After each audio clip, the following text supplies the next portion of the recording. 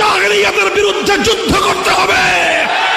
এই জাহিলিয়াতকে শেকড় শুদ্ধ সমাজ থেকে উপড়ে ফেলতে হবে।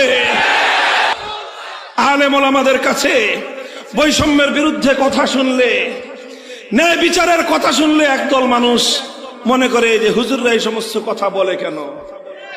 হুজুররা বলবে আখিরাতের কথা, হুজুররা বলবে নামাজ রোজার কথা, পর্দা পুশিদার কথা, হুজুররা বলবে দান সৎকার কথা, আর হুজুররা পড়বে মিলাদ শরীফ, হুজুররা পড়বে খতম শরীফ, হুজুররা এই সমস্ত নিয়ে থাকবে। হুজুররা কেন রাষ্ট্র রাজনীতি নিয়ে কথা বলে? এটা আজ আমার সমাজের অন্যতম একটা জাহিলিয়াত। এই জাহিলিয়াতের বিরুদ্ধে যুদ্ধ করতে হবে। এই জাহিলিয়াতকে শেকড় শুদ্ধ সমাজ থেকে উপড়ে ফেলতে হবে। এই জন্য সর্বপ্রথম রাজনৈতিক নেতাদের মগজ ধোলাই করতে হবে।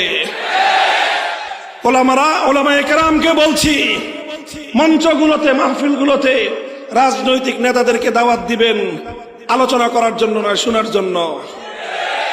রাজনৈতিক নেতারা তো আসে আর 2 মিনিট এসেই তাড়াহুড়ো শুরু করে দেয় যে আমার জরুরি আরেকটা প্রোগ্রাম আছে, হুজুর তাড়াতাড়ি আমাকে একটু দেন।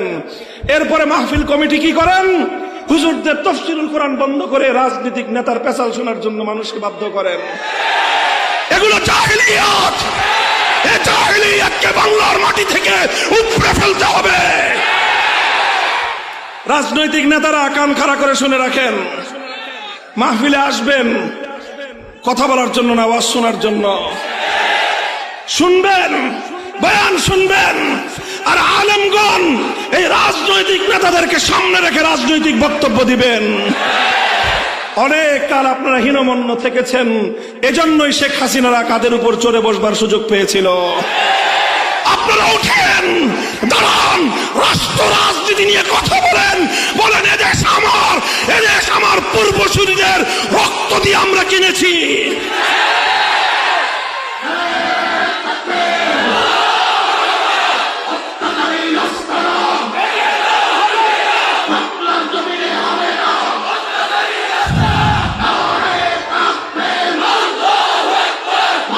এটা খুব জরুরি কথা। রাজনৈতিক নেতৃবৃন্দকে রাজনীতি বিষয়ে আলেমদের ওয়াজ করতে হবে, বয়ান করতে হবে।